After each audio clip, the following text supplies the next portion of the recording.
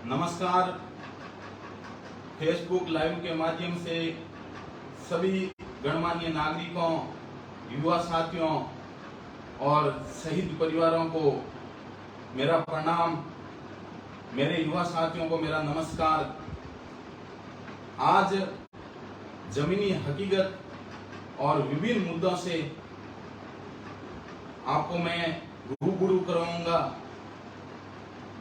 मेरी लड़ाई सिद्धांतों और वसूलों की लड़ाई रही है। मैंने हमेशा सिद्धांतों के लिए अपनी लड़ाई लड़ी है। जीवन का कोई भी पल हो, कोई भी क्षण हो, मैंने हमेशा संघर्ष को अपना स्वाभिमान माना है। संघर्ष को अपना सब कुछ मान के मैंने जीवन में आगे की ओर चलने की प्रेरणा ली है। मैंने हमेशा शहीद भगत सिंह को अपना आदर्श माना है। शहीद भगत सिंह के सिद्धांतों को मैंने जीवन में उतार कर आगे बढ़ने की पूरी कोशिश की है। युवा साथियों, जब मैं विश्वविद्यालय में प्रवेश लेने आया, उससे लगाकर आज तक आपके हकों के लिए मैं निरंतर लड़ाई लड़ रहा हूं। 2014 में ओल्ड कैंपस में सर्वप्रथम मैं 8 से उपाध्यक्ष का चुनाव लड़ा, मजबूती से चुनाव लड़ा और आप सबकी बदौलत, आपकी मेहनत, परिश्रम और लगन से चुनाव लड़ा। उसके बाद निरंतर मैंने 2015 में प्रत्येक छात्र छात्राओं की, 36 कौम के छात्र छात्राओं की मदद की, जिसमें मैंने ना तो जाति देखी, ना पाति देखी, ना धर्म देखा, ना कौन सा व्यक्ति किस कौम से है वो भी नहीं देखा, क्योंकि छात्र छात्राओं की कोई जाति नहीं होता, ना उनका कोई धर्म होता है। वो एक विद्यार्थी होते हैं। जब वो शिक्षा के मंदिर में पढ़ने आते हैं तो उनका उद्देश्य रहता है शिक्षा, खेल कूद, उनमें वो किस प्रकार से आगे बढ़ सके। आपके सबके सहयोग से 2016 में एक मजबूती से चुनाव लड़ा और सर्वप्रथम जब मैं चुनाव की तैयारी कर रहा था तो सबको सर्वविदित है, मैं अखिल भारतीय विद्यार्थी परिषद से छात्र संघ चुनाव की तैयारी कर रहा था, क्योंकि शुरू से मैं संघ पृष्ठभूमि से था और मैंने विद्यार्थी परिषद से टिकट मांगा। लेकिन राजनीति में अक्सर जो होता है वो दिखता नहीं है और जो दिखता है वो होता नहीं है। उसके कारण कहीं ना कहीं मेरे को विद्यार्थी परिषद से टिकट नहीं मिला और मुझे एन मूवमेंट पे एनएसयूआई से टिकट लेना पड़ा। उस वक्त मेरे लिए एनएसयूआई परिवार और कांग्रेस के सभी नेतागण एकदम नए जैसे थे। वो एकदम मेरे लिए एक नया परिवार था। तो सर्वप्रथम मैं जिस विधानसभा ओसियां से आता हूं और मैं एनएसयूआई का उम्मीदवार था, तो सर्वप्रथम मैं हमारे ओसियां से कांग्रेस के उम्मीदवार थे लीला मदेना जी, उनके घर गया, उनको गुलदस्ता दिया। लेकिन उनकी जो भावना थी कि नेवरा रोड में किसान का बेटा यहाँ छात्र संघ अध्यक्ष का चुनाव लड़ रहा है, हमने तो पहले कभी नहीं सुना। तो उनकी जो भावना थी, क्योंकि मैं उस परिवार में नया था, मेरे लिए हर व्यक्ति नया था। उसके बाद में हमारे पाली से जो सांसद के उम्मीदवार रहे आदरणीय बद्रीराम जी जाखड़ साहब के वहां गया। उनके बाद में जेडीयू के पूर्व चेयरमैन राजेंद्र सिंह जी सोलंकी, सुनील जी परियार और कांग्रेस के तमाम जोधपुर के एनएसयूआई के पूर्व जिला अध्यक्ष, सभी के पास में गया और नया परिवार था, मेरे लिए सारे लोग नए थे। तो कहीं ना कहीं एकदम किसी परिवार में सेटअप होना हर व्यक्ति के लिए आसान नहीं होता है। लेकिन मैं वो व्यक्ति हूं जो एहसान फरामोश नहीं हूं। उस वक्त जिस व्यक्ति ने मेरे तन मन धन से मदद की, उस व्यक्ति के लिए आज भी मैं उसके साथ खड़ा हूं। मैं एहसान फरामोश नहीं हो सकता, क्योंकि कांग्रेस परिवार में मैं नया था तो मेरे लिए हर व्यक्ति नए थे। बद्रीराम जी जाखड़ मेरे लिए नए थे, लीला मदेना जी मेरे लिए नए थे, राजेंद्र सोलंकी जी मेरे लिए नए थे। तो कहीं ना कहीं जिस व्यक्ति ने मेरी मदद की वो व्यक्ति आज भी मेरे लिए आदर्श है और जीवन भर रहेगा।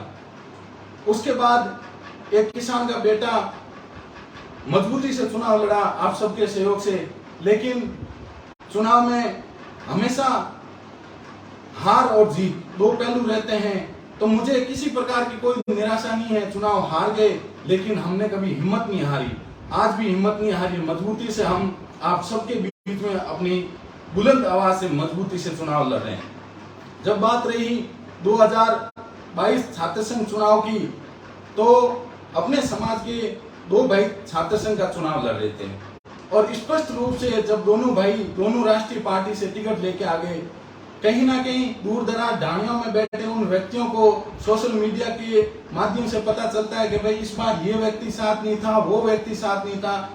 ये जो उनके मन में कहीं ना कहीं जो भावना आई है, वो आज मैं सोशल मीडिया के माध्यम से मैं स्पष्ट करना चाहता हूं कि कहीं ना कहीं ये जो नकारात्मक सोच किसी लोगों के द्वारा डेवलप की गई थी, वो एकदम गलत है।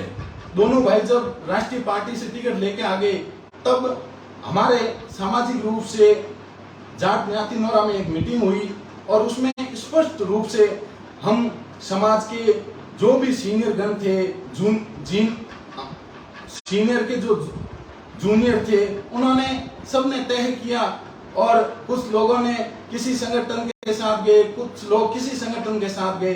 लेकिन मैंने महादेव जी के प्रांगण में यही कहा था, जब एक किसान का बेटा, एक समाज का व्यक्ति इस विश्वविद्यालय में बड़ी मुश्किल से चुनाव जीत पाता है।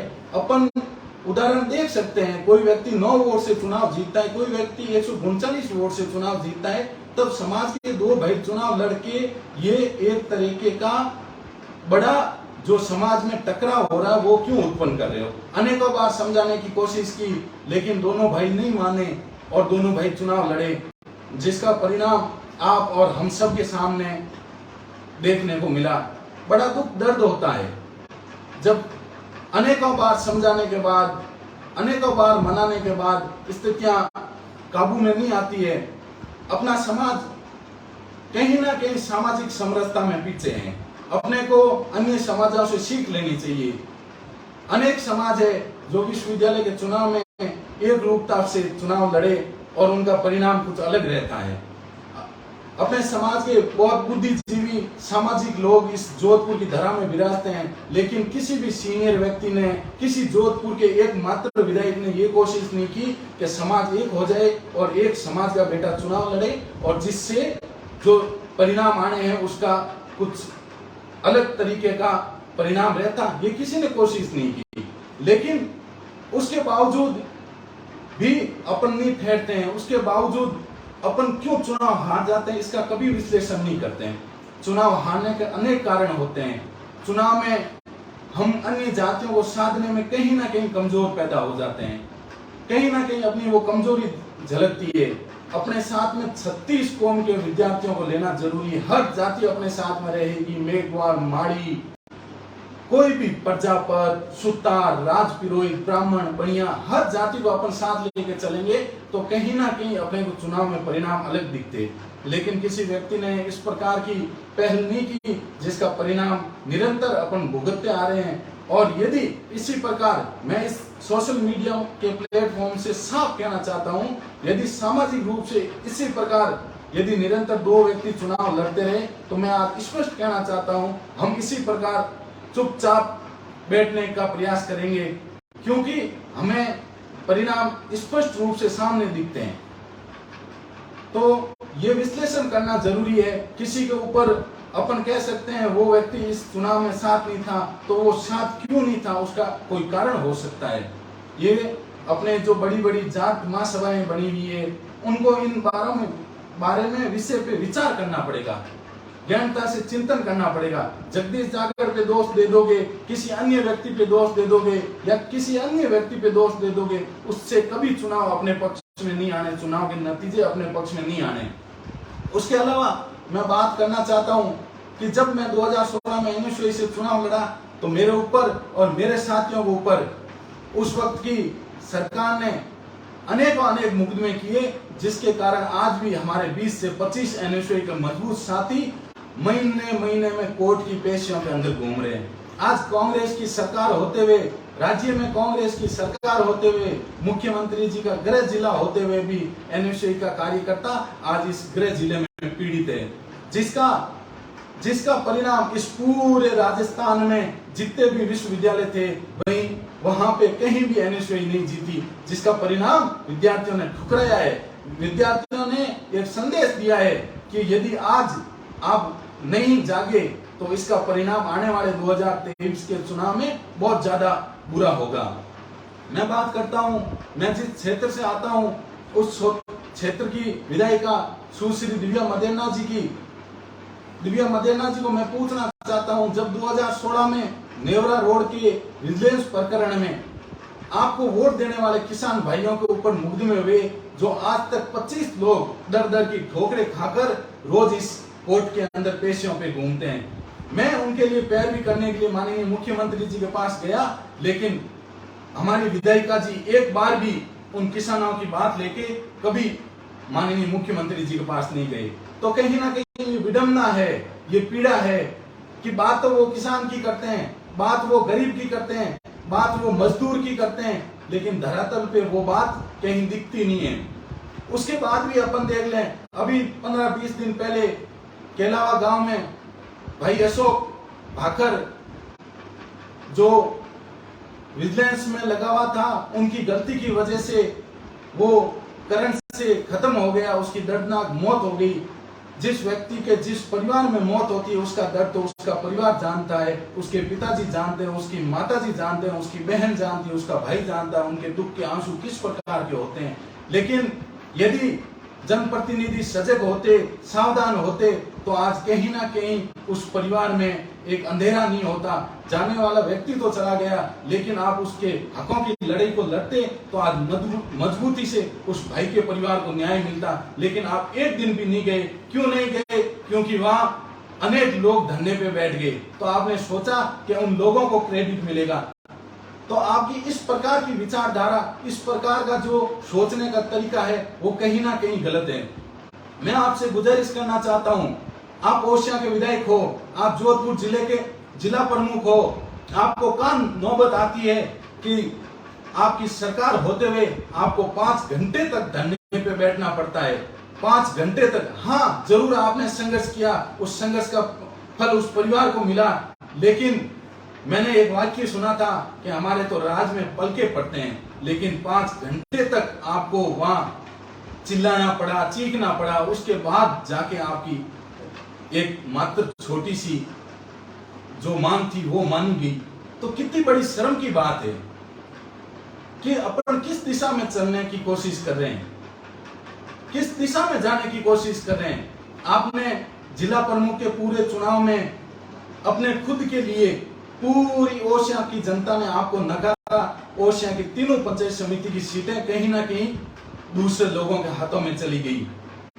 तो ये सोचने का विषय है, क्योंकि आप धरातल पे काम नहीं करोगे, गांव गरीब किसान मजदूर की बात नहीं सुनोगे, उनके हकों की लड़ाई नहीं लड़ोगे, तो उनका आक्रोश ओसिया विधानसभा में देखने को मिल रहा है। मैं किसी भी रूप से, व्यक्तिगत रूप से उनका कोई खिलाफत नहीं करता, ना मैं उनके खिलाफ हूं, लेकिन ये सोचने का विषय है। किसान आज कमजोर होता जा रहा है, युवा आज बेरोजगार होता जा रहा है, और पूरे इस मारवाड़ क्षेत्र में आप एकमात्र हमारा प्रतिनिधित्व करते हो, और इस प्रकार का यदि प्रतिनिधित्व रहेगा तो किसान किसके दर पे, किसके घर पे जाके वो अपनी बात को सुनाएगा, अपनी मजबूरी को बताएगा। युवा साथियों, ये विषय बहुत ही गंभीर है और सोचने का है। अपना विषय रखने का, अपनी बात रखने का सबको अधिकार है, लेकिन मैं सच्ची और कड़वी सच्चाई कह रहा हूं। उनको चाहे बुरी लगे या अच्छी लगे, वो उनका विश्लेषण है, लेकिन मैं सच्ची बात कहने से कभी नहीं आज घबराया हूं, ना कल घबराऊंगा। सच्ची बात, सिद्धांतों की बात राजनीति के अंदर पहले भी करता था, आज भी करता हूं और जीवन भर करता रहूंगा। कहीं ना कहीं पूरे राजस्थान में आज एनएसयूआई की दुर्दशा हो रखी है। एनएसयूआई के प्रदेश अध्यक्ष ने जिस प्रकार से पूरे राजस्थान के अंदर जिला अध्यक्ष बनाए, वो किसी से छुपे हुए नहीं है। आप आम विद्यार्थी को लेते, धरातल वाले विद्यार्थी को लेते, जिला अध्यक्ष बनाते, तो उसका परिणाम आज कुछ और होता। आज एनएसयूआई पूरे राजस्थान में उसका डबल जीरो आया है, उसके बाद भी एनएसयूआई के लोगों ने किसी प्रकार भी कोई भी समझ नहीं आई। हमारे प्रदेश के मुखिया और हमारे संगठन के मुखिया, उन्होंने एक बार भी नहीं कहा, एक बार भी नहीं सोचा कि एनएसयूआई की इस प्रकार की दुर्दशा क्यों हुई है। विश्लेषण करने की आवश्यकता है मित्रों। कहीं ना कहीं दोस्तों अपने ही अंदर कमियां हैं जिसके कारण आज अपने को इस प्रकार की दुर्दशा हो रही है। आज ओसियां विधानसभा के अनेक सरपंच है जो पिछले 4 साल से सरपंच का जो उनका फंड होता है वो उनको नहीं मिला। आज जिस प्रकार से गौ माता सड़कों पे पड़ी है, गौ माता निरंतर गौ माता के अंदर जो रोग फैला है उसके कारण उनकी मौतें हो रही है, लेकिन विधायक फंड से 1 रुपए गौ माता के लिए नहीं गया है। जिस प्रकार से ओसियां विधानसभा में किसानों ने आत्महत्या की है, मैं मेरे गांव की बात बता दूं तो मेरे गांव से पिछले 4 साल में 5 किसानों ने आत्महत्या की है, लेकिन उनको आज तक न्याय नहीं मिला। तो आज उनके परिवार न्याय की भीख मांग रहे हैं, आपसे आशा और उम्मीद रखते हैं। मैं आपको ये बात कह रहा हूं, सच्चाई कड़वी लगेगी, लेकिन सच्चाई हमेशा कड़वी होती है, क्योंकि शक्कर हमेशा मीठी होती है, नमक हमेशा कड़वा होता है। कड़वी बात हमेशा सबको कड़वी लगती है। और मैं खुल के कह रहा हूं, आप हमारे जनप्रतिनिधि हो, तो जिस प्रकार से भाई नरेश जाट अपने अधिकारियों के दबाव में उसने अपनी आत्महत्या की, तो उसके लिए लड़ाई लड़ने के लिए हडमान के नागौर के सांसद श्री हनुमान जी बेनीवाल आए। तो कहीं ना कहीं विषय सोचने का, आप हमारे जनप्रतिनिधि थे, आपको उस किसान के बेटे के लिए वहां जाना चाहिए, उसके लिए सरकार से मांग माननी चाहिए। लड़ाई वही आदमी लड़ सकता है जो मजबूत होता है। आपसे लोग आशा रखते हैं, आपको वोट देते हैं, आपको चुन के विधानसभा में भेजते हैं। इसका मतलब ये नहीं कि आप हर व्यक्ति की आवाज को दबाओ।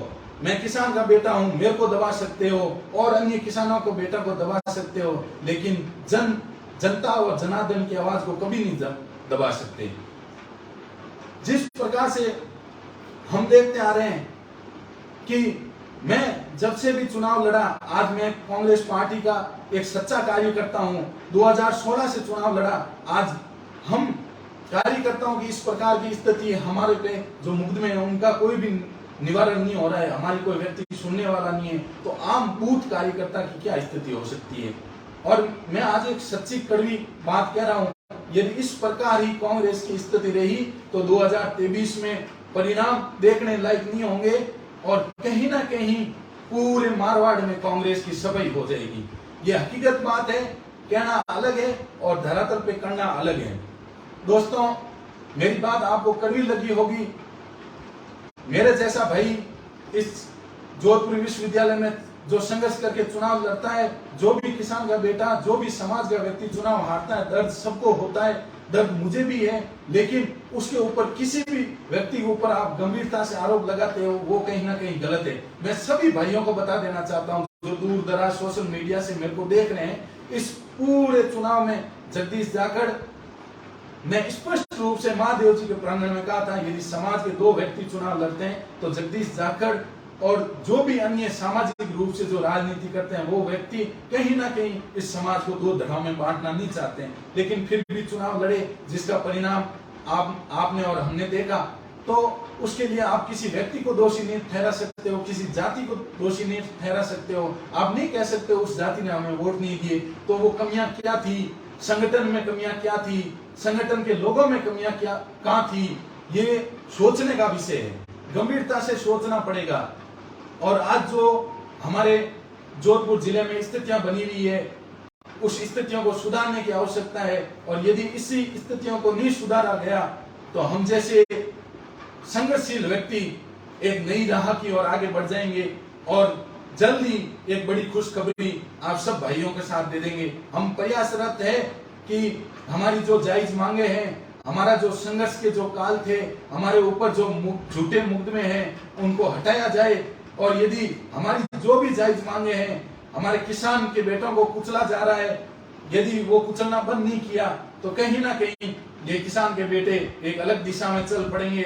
और जहाँ किसान चलता है, जहाँ युवा चलता है, वहाँ देश की राजनीति चलती है। आप सबके माध्यम से मैं ये बात स्पष्ट कहना चाहता हूँ, आप सब युवा साथी जिन्होंने मेरा हर वक्त प्रत्यक्ष और अप्रत्यक्ष रूप से सहयोग किया, लगन मेहनत परिश्रम से जिसने जगदीश जाखड़ को बनाने की जो पुरजोर कोशिश की, उन व्यक्तियों को मैं तहे दिल से धन्यवाद देना चाहता हूं। मैं नमन करता हूं सभी व्यक्तियों को जिन्होंने मेरे लिए हर वक्त मेहनत की और आज भी वो लोग मेरे लिए मेहनत करते हैं। मेरा हर व्यक्ति, हर समाज का व्यक्ति, 36 कौम का व्यक्ति मेरा भाई है। मैंने कभी जाति धर्म किसी भी व्यक्ति को नहीं देखा। आप सब ने इतने टाइम तक मेरे को सुना, उसके लिए मैं आप सबका धन्यवाद देना चाहता हूं और मैं गंभीरता से कहना चाहता हूं कि मेरी इस बात को कोई व्यक्ति दिल पे ना ले, क्योंकि मैंने एक सच्चाई रूपी बात आपके सामने रखी है। जय हिंद, जय भारत।